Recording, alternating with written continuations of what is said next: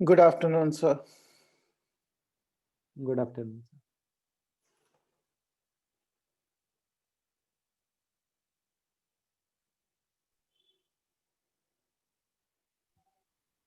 Good morning sir. Good morning. बेटा आप लोग अपने अपने वीडियो ऑन कर लो। सोनाली और वैभव वीडियो ऑन कर लीजिए।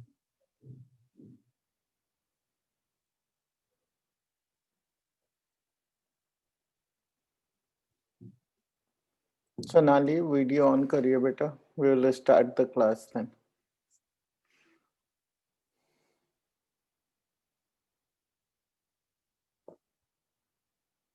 Sonali.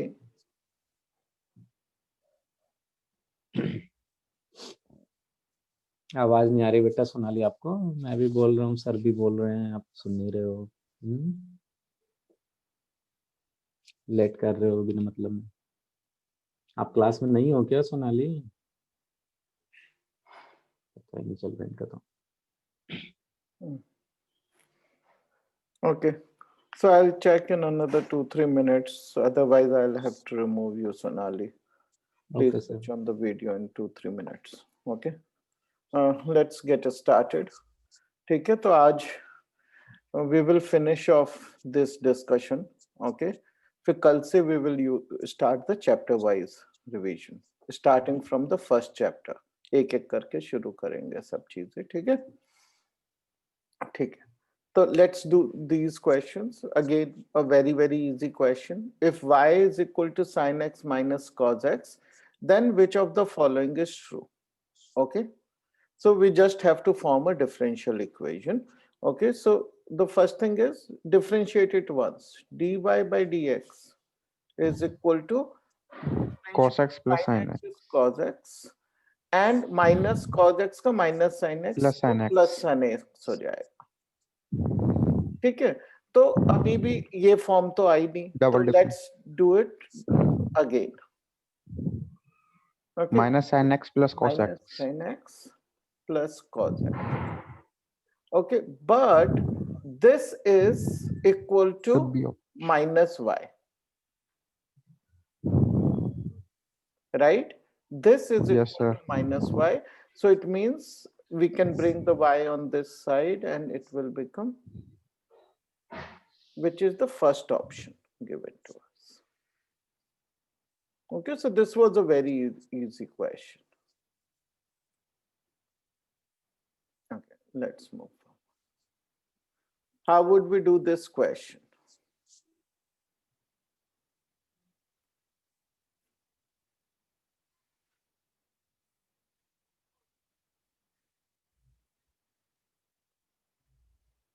Okay, any, you know, Vaibhav, how to do this question?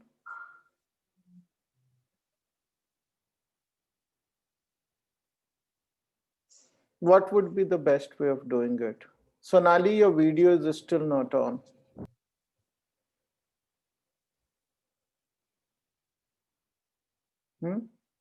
Vaibhav, any idea? ये कैसे होगा question?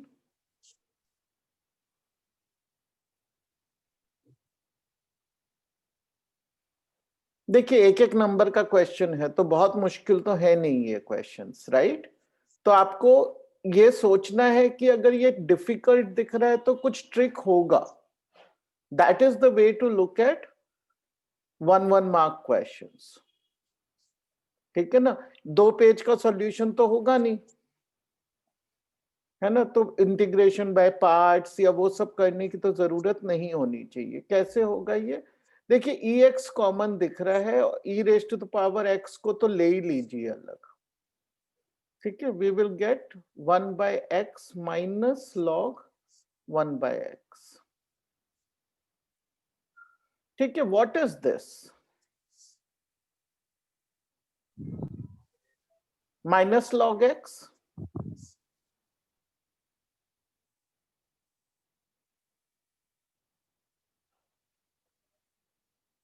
ये बन गया.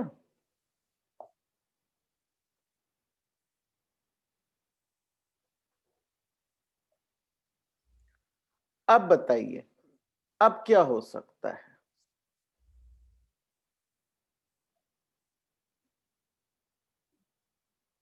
ये कौन सी फॉर्म दिख रही है हमें? हमारे पास ये फॉर्म होती है,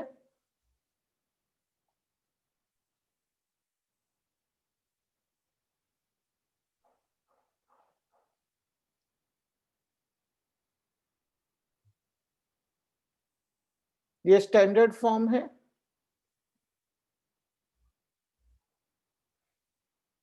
राइट? ये एक स्टैंडर्ड फॉर्म है, याद है आप लोगों को? निखिल, वैभव, सोनाली, वीडियो ऑन करिए बेटा साहब।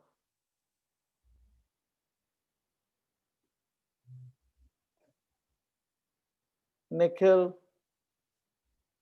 and Sonali. I think Sonali is anyway not there, so I'll remove her. Sonali नहीं क्लास में, सर उसको रिमूव भी कर दीजिए।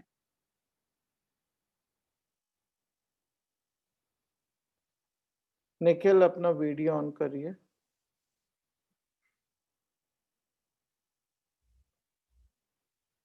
निखिल नागर, if you are there in the class तो वीडियो ऑन करिए।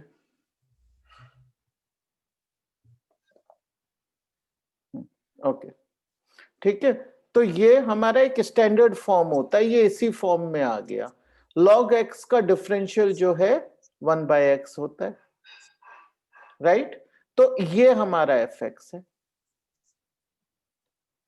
सो इसका डिफरेंशियल, इसका इंटीग्रल क्या बना? ex log x, obviously plus c, which is our option B।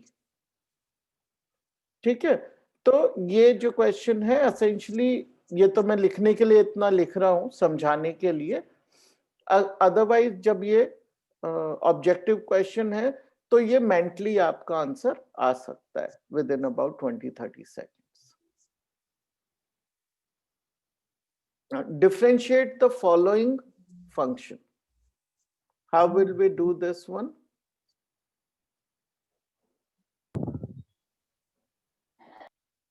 कौन सा मेथड यूज करते हैं हम? डिफरेंशिएशन। डिफरेंशिएशन एक्चुअली डिफिकल्ट नहीं होता अगर लंबा एक्सप्रेशन भी हो तो। क्या मेथड यूज करते हैं हम डिफरेंशिएशन में? The chain rule, right? तो सबसे पहले हम क्या करेंगे, इसको fx मान लेंगे और it will become e raised to the power sin square x, तो सेम ही रहेगा। Then we differentiate this, which is 2 of sin x, right? Then we differentiate the sin x, which is cos x,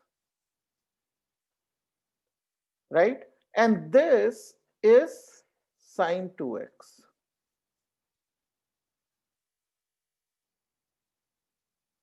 Okay, which is option B. Okay, so this was anyway a straightforward question, no trick of any kind.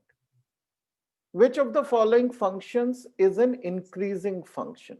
Now you have to tell me this one.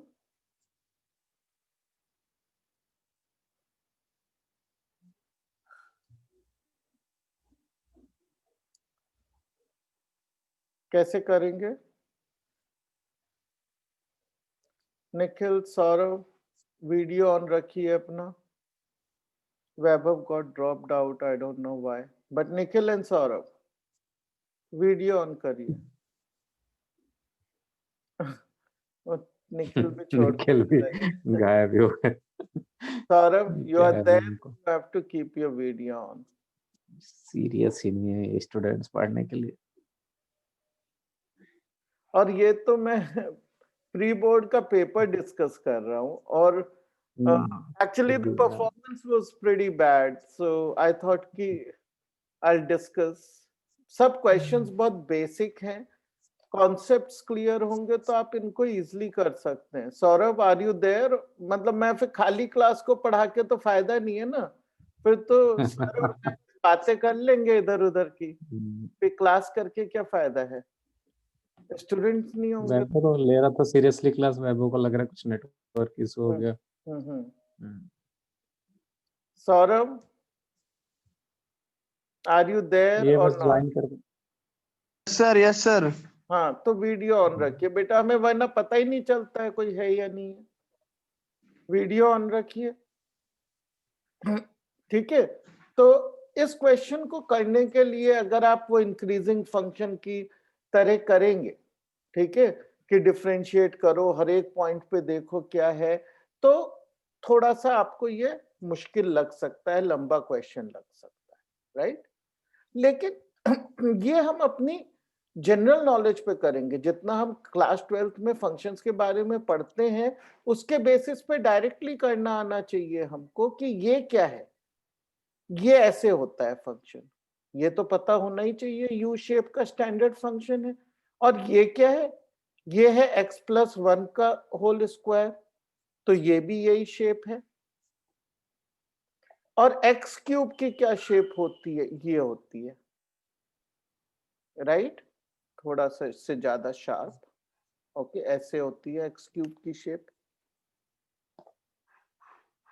तो ये हमें पता होना चाहिए, ये इतने हम functions कहते हैं कि ये स्टैंडर्ड फंक्शंस हैं, इनकी शेप हमें पता ही होनी चाहिए।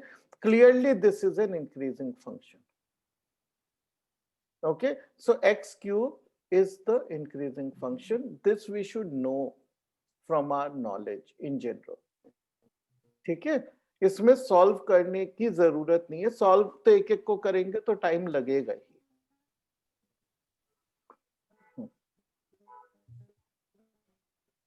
Now, how would we do this question?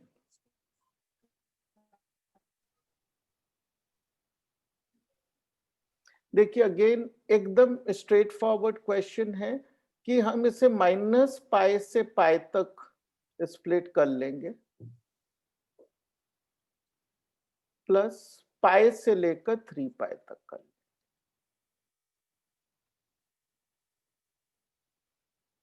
ठीक है, आप चाहें तो इसे फर्दर सॉल्व कर सकते हैं, right, and you will get your answer, but you should know that this is the full period, 2π period है, ये भी 2π पीरियड है, पीरियोडिक फंक्शन है, सिमेट्रिक लाइक दिस। एक पीरियड में किसी भी कहीं से भी कहीं तक पूरा पीरियड लेंगे तो उसका इंटीग्रल 0 होगा ही, right. So this is also 0 and this is also a full period, तो ये भी 0 ही है। ठीक है, तो answer is 0। We can get to the answer without solving the problem.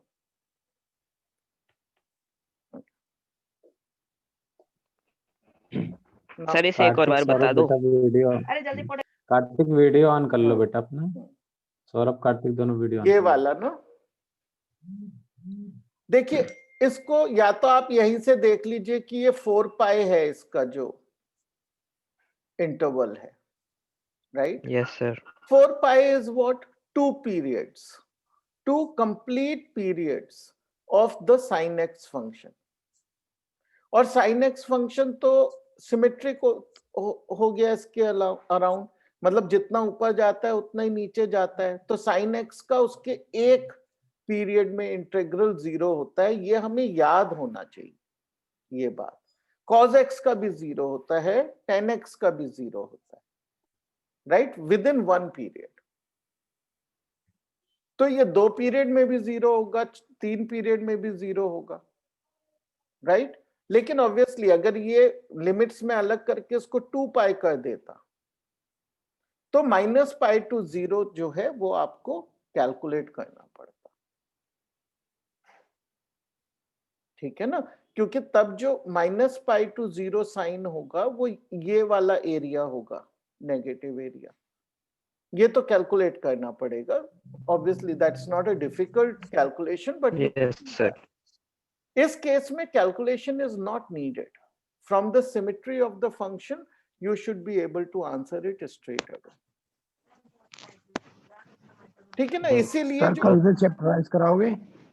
कल से चैप्टर वाइज शुरू करेंगे, फर्स्ट चैप्टर रिलेशन से शुरू करेंगे,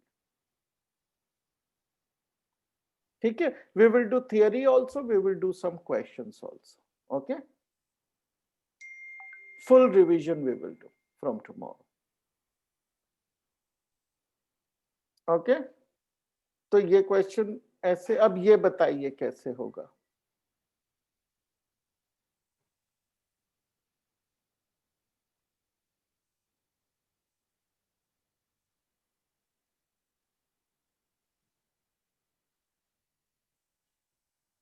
ये किस तरह होगा question? Almost direct application of the formula से होना है ये।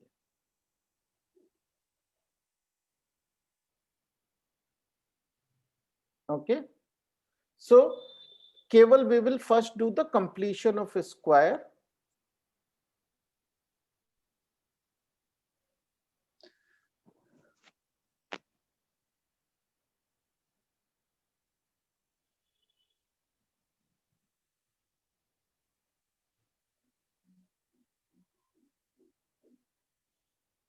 ठीक है ना?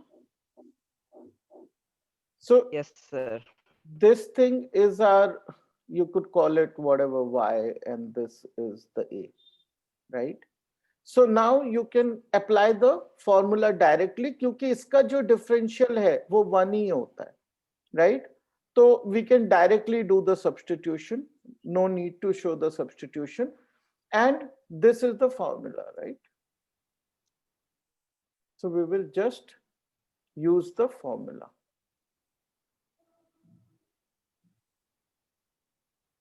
ओके, कुछ सॉल्व ज्यादा नहीं करना है, डायरेक्ट यूज ऑफ फॉर्मूला है, अंडर रूट वाला फॉर्मूला, ठीक है? That's why it shouldn't have taken time. Understood? Okay, let's move forward.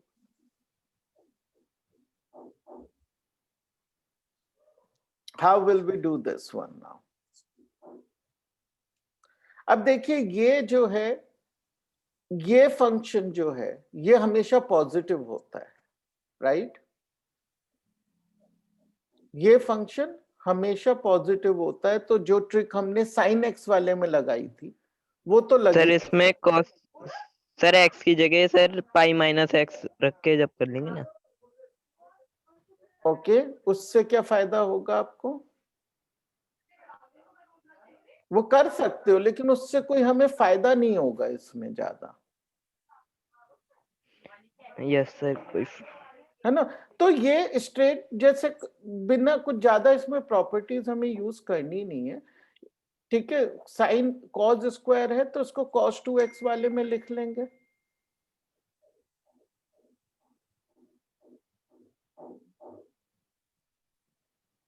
Right?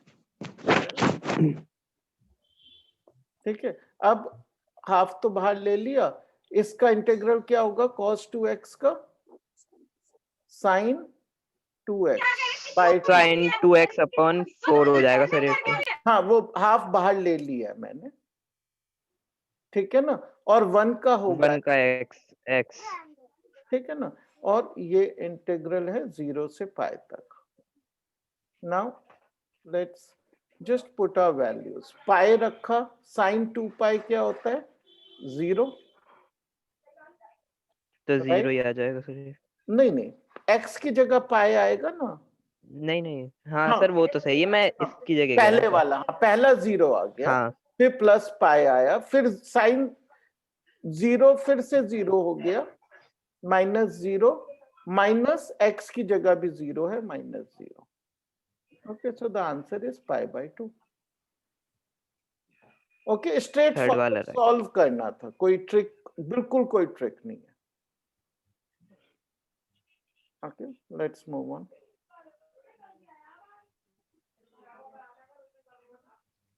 How will we do this now? Sir इसको हम पहले पाई x-3 को 0 के इक्वल रख के देखेंगे, फिर लिमिट को तोड़कर जब होगा सर। Very good. तो सबसे पहले हम इसका क्रिटिकल पॉइंट निकालेंगे कि जिसकी sir. एक तरफ ये नेगेटिव है, एक तरफ पॉजिटिव है, ठीक है ना? ये आसान है क्योंकि इसमें एक ही क्रिटिकल पॉइंट है, x = 3, सर ठीक है? इससे तो 0 इधर से हाँ, x-3 जब इससे कम है x 3 से, तब वो नेगेटिव Yes, होता है, और इधर नेगेटिव होता है और इधर पॉजिटिव होता है 3, पॉजिटिव। ठीक है? सॉरी, पॉजिटिव होता है, ठीक है? तो अब हम इसे स्प्लिट कर देंगे 0 से 3 तक, और x-3 की जगह क्या लिखेंगे? 3 - x, यस सर। ठीक है? सर, क्योंकि हमें क्यों? पॉजिटिव बनाना है ना उसको। हाँ देखो, ठीक। मॉड्यूलस का मतलब क्या होता है कि पॉजिटिव बनाना है, हमेशा रिजल्ट पॉजिटिव होना चाहिए।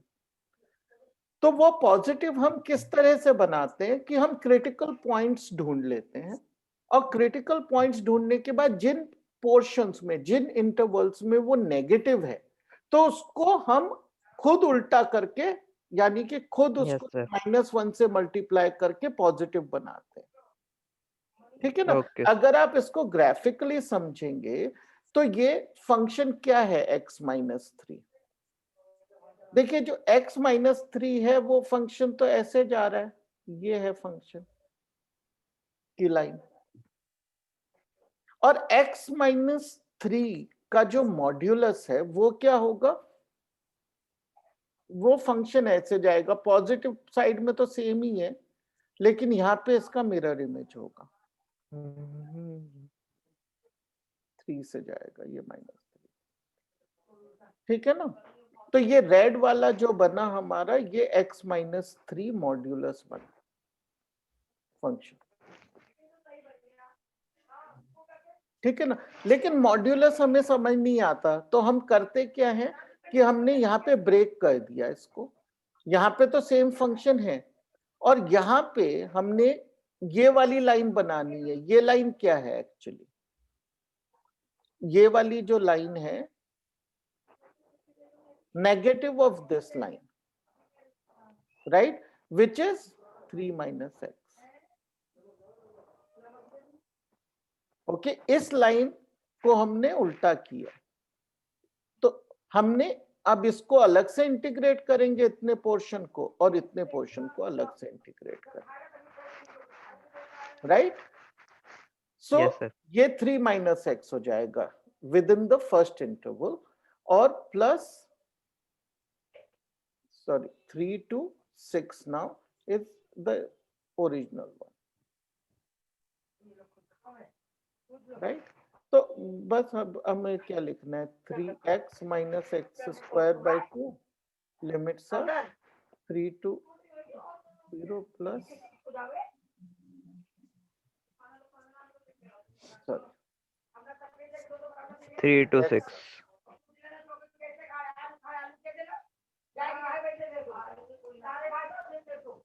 ठीक है। now we have to put in the values, so this is 9 9 minus 9 upon 2. 2, okay, फिर आगे तो 0 ही आना है, ठीक है, Yes. प्लस नाउ 6 से डालते हैं तो 36 18 आ जाएगा sir. 18, 18. Okay, 18 minus minus 18. -18, okay, then minus Minus 3 से 9 upon 2. 9/2 plus Minus 9. -9, Minus. Okay. Okay, so ये हो गया, सो 9 - सर ये तो 9. 2 + 9/2 इज इक्वल टू 9। हम्म, ठीक है, तो डी है आंसर। तो बस सिंपल सॉल्व करना है, जो ट्रिक है वो केवल टू ब्रेक दिस है, वो ब्रेक करना अच्छे से आना चाहिए। मॉड्यूलस के क्वेश्चंस कई बार पूछे जाते हैं, जरूरी नहीं है कि इंटीग्रेशन में ही आए, डिफरेंशिएशन में तो डिफरेंशिएबल नहीं होता ये फंक्शन उस पॉइंट पे, ठीक है, तो वहां पे ये पता होना चाहिए कि जो ये वाला पॉइंट है यहाँ पे ये फंक्शन डिफरेंशिएबल नहीं रहेगा, क्योंकि ये शार्प हो गया है। सर ऐसे क्वेश्चन, सर ऐसे में ये बताना होता है ना कि किस पॉइंट पर कंटिन्यूअस होगा या नहीं होगा। हाँ, कंटिन्यूअस होते हैं मॉड्यूलस वाले जो प्रॉब्लम्स, इस तरह के कंटिन्यूअस होते हैं, डिफरेंशिएबल नहीं होते, है ना। तो ग्राफिकली याद रखिए, कंटिन्यूअस, कंटिन्यूटी कब हुई कि ऐसे गया ग्राफ ऐसे हो गया, तो कंटिन्यूअस नहीं है। लेकिन डिफरेंशियल तो है ही नहीं अगर कंटिन्यूअस नहीं है, लेकिन अगर हमें केवल ये बताना है कि ये डिफरेंशिएबल नहीं है, तो वो शार्प एज होता है वहां पे, कोई या तो डिसकंटिन्यूअस होता है या शार्प एज होता है। शार्प एज है मतलब वहां पे डिफरेंशिएबल नहीं है, ग्राफिकली भी याद होना चाहिए, ठीक है ना। और रूल्स लगा के तो आप करेंगे लंबे मेथड से, right. Let's do this now.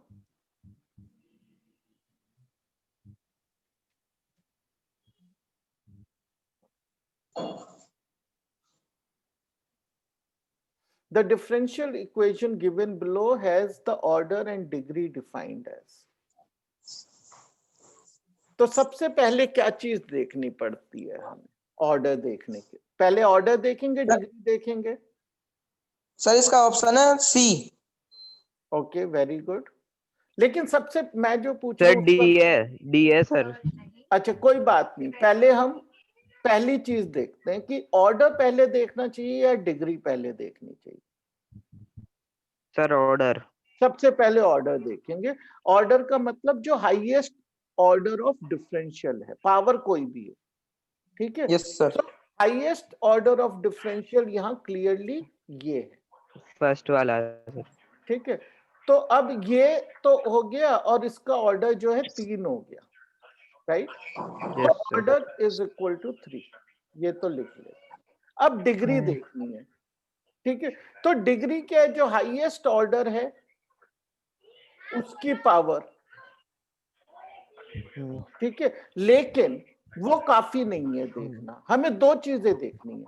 एक तो हमें पता है कि अब इसकी डिग्री 2 हो सकती है, लेकिन 2 कहने से पहले हमें क्या करना? और कोई तो हो ही नहीं सकती डिग्री, होगी तो 2 होगी वरना होगी नहीं। हमें अब ये देखना है कि क्या ये पॉलिनोमियल है, बट पॉलिनोमियल इन डिफरेंशियल, ठीक है? तो अब डिफरेंशियल टर्म्स कितने हैं? एक ये है, एक ये है डिफरेंशियल टर्म, एक डिफरेंशियल टर्म ये है। इनमें से कोई तो डिफरेंशियल टर्म ही नहीं है, तो इनमें क्या लिखा है इसको भूल जाइए, हमें कोई मतलब नहीं है, ठीक है?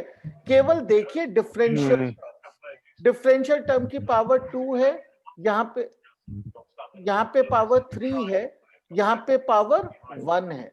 All of them are integral positive non-zero integral, sorry, non-negative integral powers, ठीक है ना? कोई भी नेगेटिव या फ्रैक्शनल पावर तो नहीं है, तो इसका मतलब क्या है? ये पॉलिनोमियल है इन डिफरेंशियल, ठीक है? तो इसकी जो डिग्री है वो 2 है, आंसर हो गया सी, ठीक है? ये सब चीजें दी गई हैं आपको कंफ्यूज करने के लिए, क्योंकि इससे कुछ स्टूडेंट्स क्या समझ सकते हैं, इसमें तो कॉस भी है, इसमें तो साइन भी है, तो ये पॉलिनोमियल फंक्शन नहीं है। लेकिन हमें बेटा किसी बैकग्राउंड से आवाज आ रही है, अपना म्यूट कर लो बेटा, ठीक है? हमें इससे फर्क नहीं पड़ता है, okay? This does not matter to us कि non differential terms polynomial form में है या नहीं है, okay? Understood? So this was a very easy question, और डिग्री के क्वेश्चंस तो आते ही हैं एक एक नंबर में, तो ये नंबर कभी नहीं खोना चाहिए, okay? What is the integrating factor in the following linear differential equation? What is the integrating factor? ठीक है ना?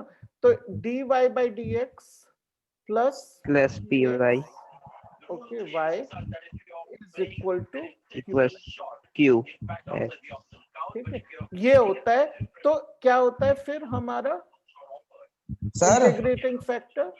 हाँ बोलिए सर। ये तो हटा दिया दिखे सिलेबस में से।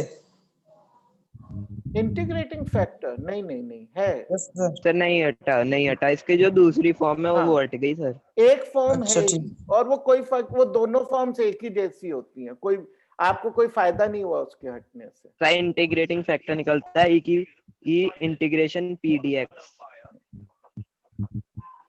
ठीक है? ये होता है इंटीग्रेटिंग फैक्टर। तो अब देखिए यहाँ पे इंटीग्रेटिंग फैक्टर लिख लीजिए, क्या होगा? px क्या है? -10x। हाँ, बस वही था इस क्वेश्चन में कि -10x है, ठीक है ना? 10x नहीं है, तो e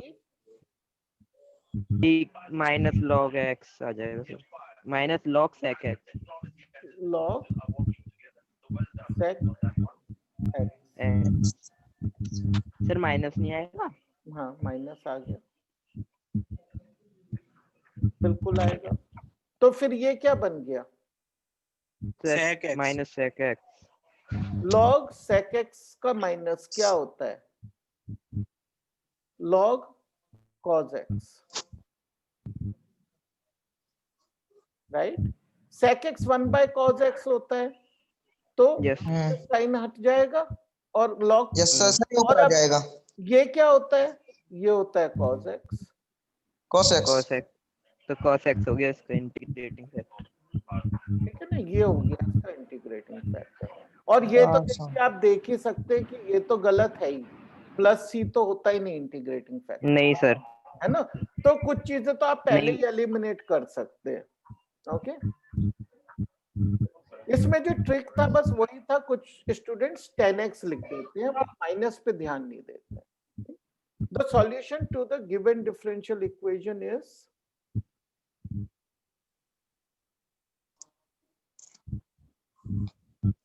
straightforward है बिल्कुल। कैसे करेंगे? dy by dx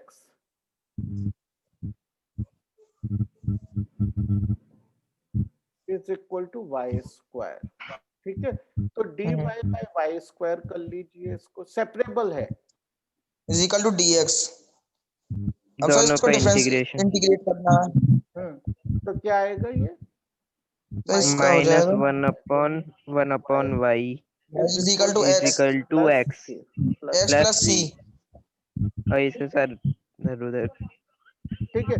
अब इसको बस इधर मैनिपुलेट करके देखना है आपको, तो वो कर लीजिए, इसको ऊपर ले जाइए, x plus c into y plus 1 yes sir equal to 0।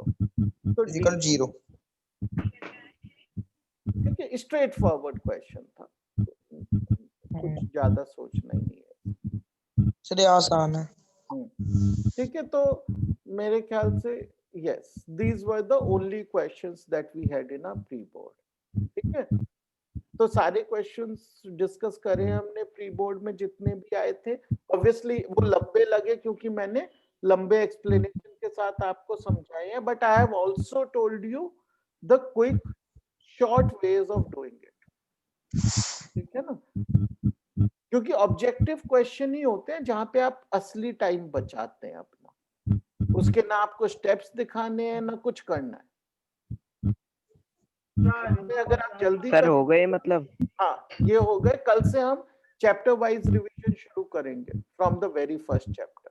Sir हाँ सर एक चीज बता दीजिए सर, जैसे हमें रूट एक्स दे रखा है, नहीं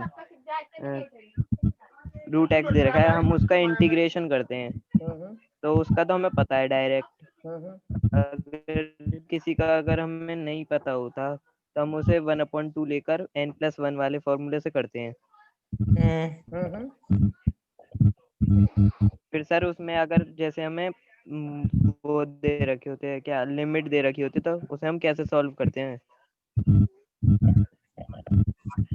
मैं समझा नहीं, मतलब कोई भी है जैसे लिमिट्स दिए हुए यानी कि डेफिनेट इंटीग्रल है, yes sir सर जैसे दे रखा है रूट में x+3।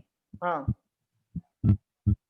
हाँ अब इसका हमें इंटीग्रेशन करना है और लिमिट दे रखी है हमें। हाँ, तो मान लीजिए लिमिट बाई 0 से 0 to 6, कुछ भी ले लीजिए, है ना?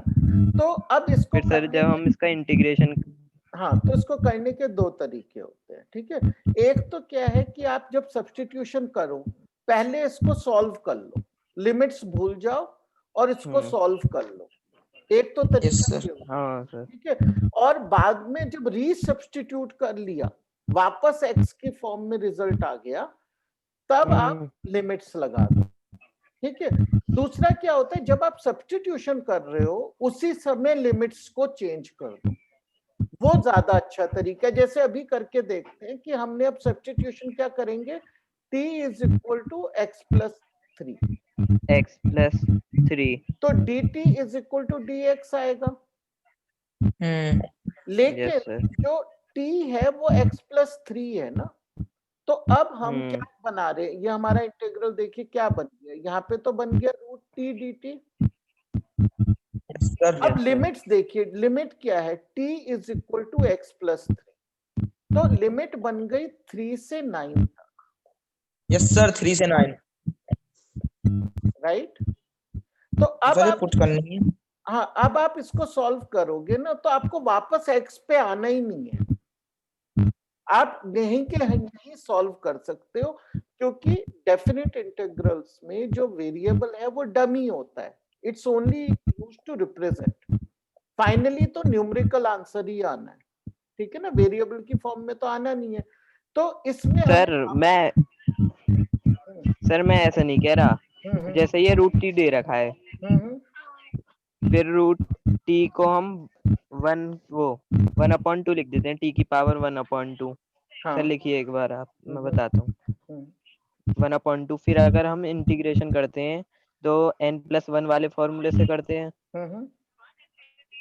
उसके बाद कह रहा हूँ अगर ये लिमिट रखते हैं तो जब कैसे होगा सर, जैसे t की जगह हम यहाँ पर रखेंगे 9, तो उसे कैसे सॉल्व पहले करेंगे? 9 रखेंगे फिर माइनस फिर 3 रखेंगे। हाँ वो मैं समझ गया, ठीक है। अब इसकी जगह लिखेंगे आप इसकी power 3/2, right, by yes sir, 2 yes sir, 3 की पावर 3/2, राइट। तो मेरे ख्याल से आपको यहाँ प्रॉब्लम आ रही है, राइट। पहले कोशिश करिए ये बाय 2 को सॉल्व करने का, राइट। तो 9 raised to the power half is 3, तो 2 यस सर और 3 raised to the power 3 is 27 by 3 minus 2, और ये क्या हो गया 3 raised to the power 1.5 की तरह सोच लीजिए इसको, तो 3 रूट 3 by 3, ठीक है। यहाँ पे ये कैंसिल हो जाएगा, ये हो जाएगा, तो आंसर आ गया 18 minus 2 रूट 3। इसके आगे तो आप सॉल्व कर नहीं सकते, यहाँ छोड़ना पड़ेगा। हाँ सर, बस मुझे यही पूछना था कि ये 3/2 जो पावर है इसे कैसे सॉल्व कर? अच्छा, ठीक है ना। तो ये पावर्स हमेशा अगर सॉल्वेबल है, ठीक है ना, अगर जैसे यहाँ पे था 3 raised to the power 3/2 को तो हम 3√3 लिख सकते हैं, इससे ज्यादा सॉल्व नहीं होगा, इरेशनल आंसर है।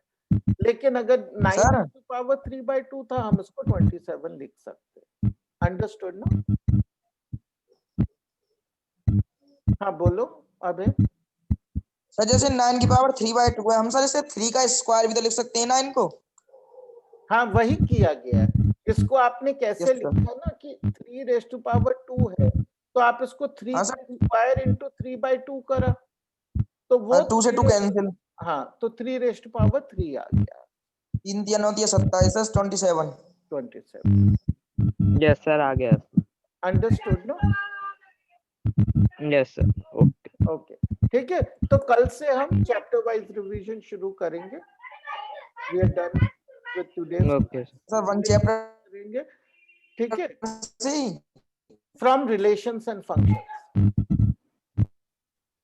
ठीक है, theory plus questions in each chapter we will. Okay चलो, okay sir, okay, thank you, bye bye, thank you sir.